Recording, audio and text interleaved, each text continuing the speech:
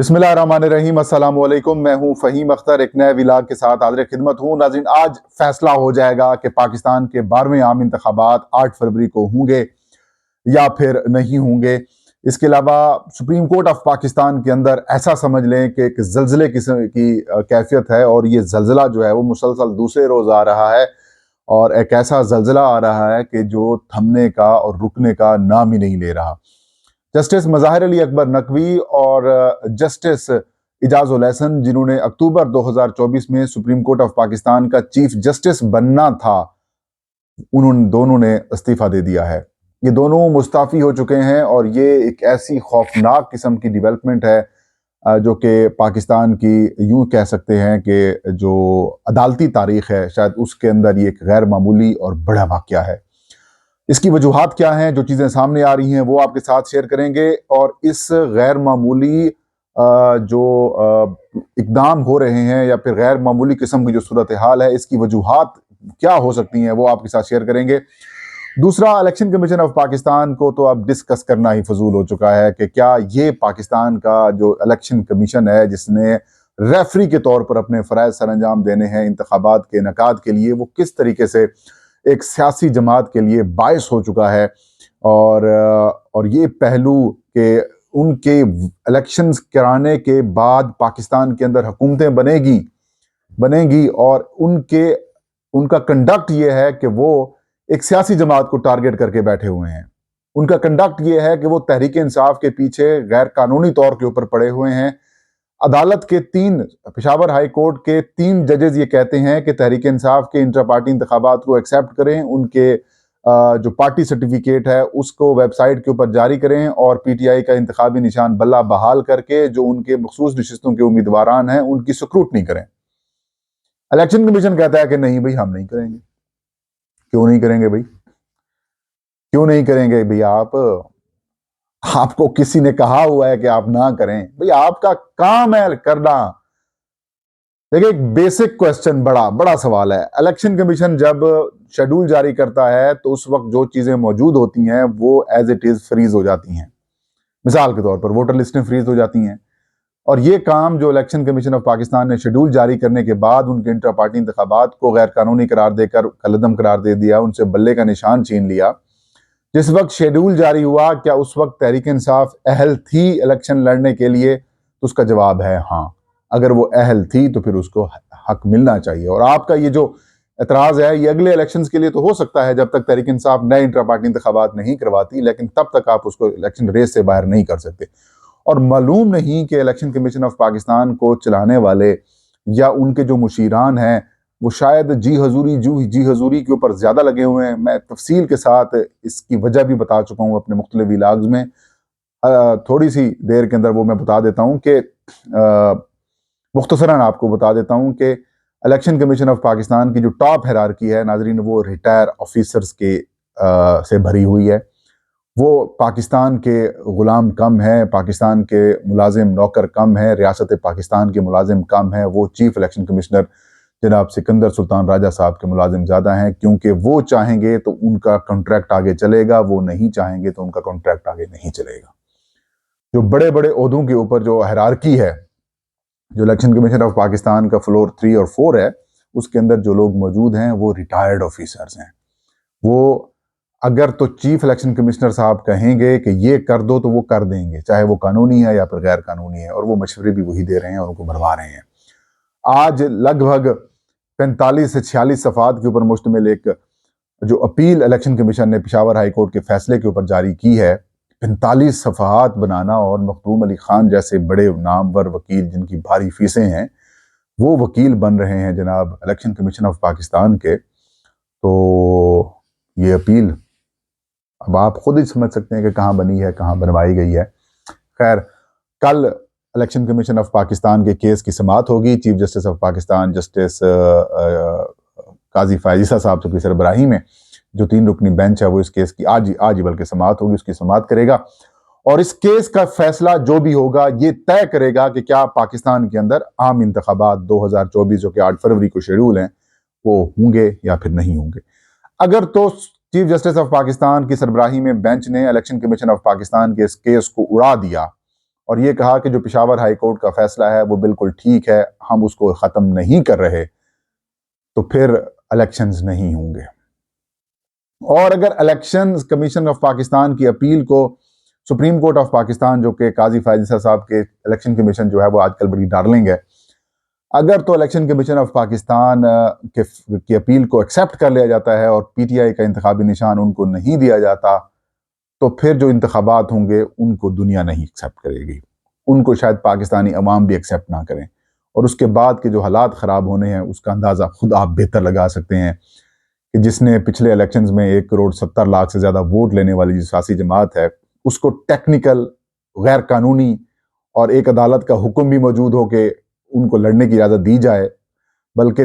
2 عدالتوں کے 3 ججز کی جانب سے یہ حکم آیا ہوا ہو، اور اس کو ایک ایسے گراؤنڈ کے اوپر جو کہ ذاتیات کے اوپر مبنی گراؤنڈ کے اوپر باہر کر دیا جائے، اس سے بڑھ کر پاکستان کی جمہوریت کے ساتھ مذاق نہیں ہو سکے گا۔ اور اگر ایسا ہو گیا تو یہ پاکستان کی تاریخ کا سیاہ ترین دن ہوگا، جس کے امکانات بہت کم نظر آتے ہیں، کیونکہ میں یہ سمجھتا ہوں کہ جتنا قاضی فائز عیسیٰ صاحب کے اوپر تنقید ہو رہی ہے، یا پھر ان کے جو کنڈکٹ کی وجہ سے جو بارز ہیں یا جو وکلاء ہیں، سینئر قسم کے جو وکلاء ہیں، یا ایون کہ ان کے جو ساتھی خود ججز ہیں، وہ بھی کافی زیادہ تنقید کر رہے ہیں، اوپنلی کم ہو رہی ہوگی، لیکن جو اندرون خانہ ہے وہ زیادہ تنقید ہو رہی ہے۔ اور اگر چیف جسٹس آف پاکستان قاضی فائز عیسیٰ صاحب یہ کام کریں گے اور الیکشن کمیشن آف پاکستان کے ایک بغض سے بھرے ہوئے، ذات سے بھرے ہوئے، ایک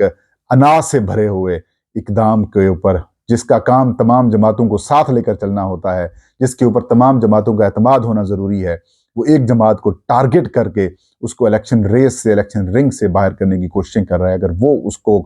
ویلڈ قرار دیتے ہیں، قاضی صاحب ویلڈ قرار دیتے ہیں، تو پھر میرے خیال میں اس سے بڑا گند وہ اپنے سروں پر نہیں لے سکیں گے، اور یہ گند ان کی ساری زندگی جو ہے وہ پیچھا کرتا رہے گا، اور ان کا شمار بھی ان ججز کے اندر ہوگا جن ججز کے بارے میں کہا جاتا ہے کہ یا تو وہ مینیجڈ ہوتے ہیں، یا پھر وہ کسی کے اشارے کے اوپر چل رہے ہوتے ہیں، یا پھر وہ جو ہے وہ آئین اور قانون کے مطابق نہیں، جو بڑے گھر سے حکم آتا ہے پھر وہی امپلیمنٹ کرتے ہیں، اور ان کا نام ویسے بھی کسی حد تک اس لسٹ میں شامل ہو چکا ہے، لیکن یہ مزید لسٹ کے اندر ان کا نام گہرا اور گہرا ہوتا رہے گا۔ اب آتے ہیں ناظرین، سپریم کورٹ آف پاکستان میں آنے والے زلزلے کی بات کرتے ہیں، کیونکہ سپریم کورٹ آف پاکستان کی سب سے بڑی عدالت ہے، اسے سپریم کا نام دیا گیا ہے، یہ انتہائی اعلیٰ عدلیہ ہے، اور اس عدالت کے اندر جو ججز ہیں ان کا ایک بڑا اہم نام، کردار، رتبہ ہوتا ہے۔ بدقسمتی سے جب سے پاکستان کے اندر سیاسی طور کے اوپر فیصلے ہونا شروع ہوئے ہیں، سیاسی انداز کے اندر عدالتوں کا استعمال شروع ہوا ہے، اور ججز کے جو سیاسی الائنمنٹس ہیں اس کے آنے کے بعد اس ادارے کی اہمیت، وقت جو ہے وہ کم سے کم ہوتی جا رہی ہے، اور پاکستان کی عدالتیں اور پاکستان کا جو عدالتی نظام ہے وہ کمزور سے کمزور ترین ہوتا جا رہا ہے، اور بالخصوص اس کے اندر جو کردار قاضی فائز عیسیٰ صاحب کا ہے وہ بڑا ہی اسے کہہ سکتے ہیں کہ عجیب و غریب، بدبودار قسم کا کردار ہے۔ when he was judge، اور انہوں نے تب سے اپنا ایک گروپ بنا لیا، justice Bandial chief justice of Pakistan تھے، وہ آئین اور قانون کے تحت اگر الیکشنز کروانا چاہ رہے تھے، ان کو سپورٹ کرنے کی بجائے مسلم لیگ نون اور پاکستان پیپلز پارٹی کی جو حکومت ہے اس کو سپورٹ وہ گروپ کرتا رہا، اس گروپ کے وہ خود ہیڈ تھے، اگلے آنے والے چیف جسٹس تھے، اور پارلیمان کے اندر آئین کی یا پھر ایک پارلیمان کے حوالے سے ایک تقریب ہوتی ہے، اور اس اجلاس کے اندر وہ خود پہنچ جاتے ہیں، نہیں پہنچنا چاہیے تھا، لیکن اس وقت ان کی الائنمنٹ جو ہے وہ کھل کر نظر آ گئی تھی۔ لیکن اس کے بعد ہم نے دیکھا کہ وہ ججز جنہوں نے پنجاب اور خیبر پختونخوا کے عام انتخابات 90 روز کے اندر کرانے کے حوالے سے ایک نوٹ لکھا تھا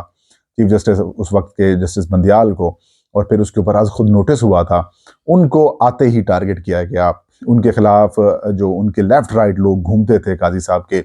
وہ انہوں نے ریفرنس دائر کیا، پھر ان کو چیزیں فراہم کی گئیں، پرووائڈ کی گئیں، پھر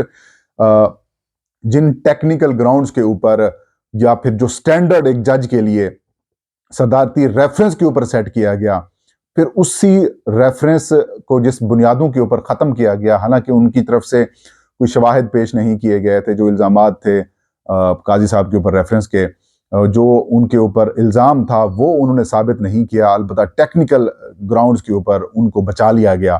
اور اب وہ بڑے ہیرو بنے پھرتے ہیں، اور وہ کہتے ہیں کہ دیکھیں ہم نے تو اپنا بالکل احتساب کروایا۔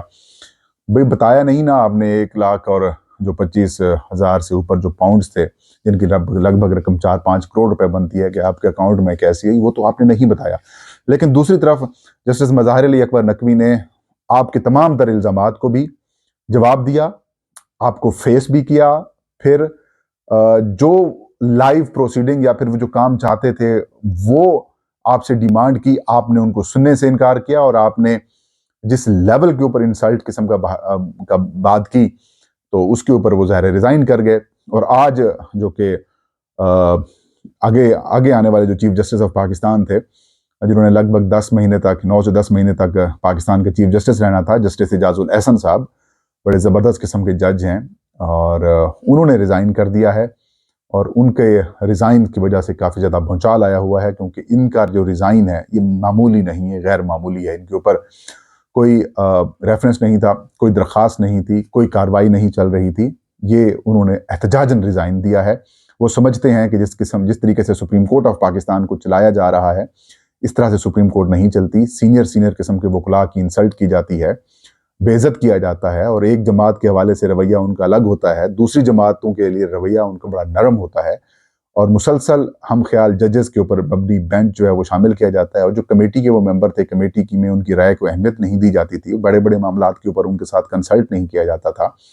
اور جس طریقے سے غیر آئینی چیزوں کو پروٹیکٹ کیا جا رہا ہے، آئین کے ساتھ کھلواڑ کیا جا رہا ہے، تو انہوں نے کہا بہتر ہے کہ بھائی میں ریزائن کر جاؤں۔ اور اطلاعات سامنے اور آ رہی ہیں کہ جسٹس منیب سمیت اور جو دیگر ججز ہیں وہ بھی ریزائن کا سوچ رہے ہیں، کیونکہ جس طریقے سے قاضی صاحب کی کورٹ میں یہ چیزیں چل رہی ہیں اس سے پاکستان کے اندر ایک خوفناک قسم کی صورتحال پیدا ہو رہی ہے، اور اس کا یہ خوفناک پہلو ہے کہ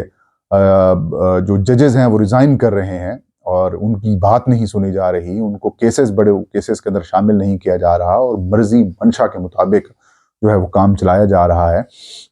اور اس سے پاکستان کے اندر ایک عجیب و غریب قسم کی انسرٹینٹی جو ہے وہ پیدا ہو سکتی ہے، اور سب کا ذمہ دار قاضی صاحب ہیں، قاضی چیف جسٹس آف پاکستان قاضی فائز عیسیٰ صاحب ہیں، اور جو لوگ کرپشن اور باقی بکواس بازی کے الزامات لگا رہے ہیں وہ سب بکواس ہے، اور ان لوگوں کو جو سزائیں دی جا رہی ہیں وہ صرف یہ ہیں کہ یہ آئین کے ساتھ کھڑے ہوئے ہیں، اللہ باقی اور کوئی ایشو نہیں ہے۔ یہ تھا آج کا ولاگ۔ فہیم اختر کو اجازت دیجیے، آپ کے فیڈ بیک کا انتظار رہے گا۔ علم صاحب کا حامی ناصر۔